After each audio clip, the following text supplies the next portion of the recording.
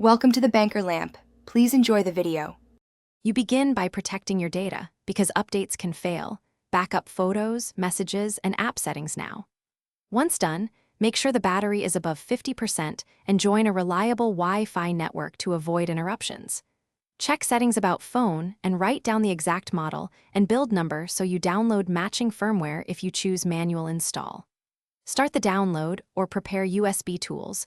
You will move to installation steps next. Now you proceed with the core installation. If an OTA is available, tap Download and wait. The installer will verify the package. If you downloaded firmware, enable USB debugging, and only when guided OEM unlocking. This avoids unintended security changes. Once ADB and Fastboot are ready on your PC, verify the file checksum to ensure integrity, then sideload or flash per Motorola's steps. During flashing, do not disconnect USB or power off. Let the process finish completely. Finish by allowing the phone to reboot. This can take several minutes, so be patient.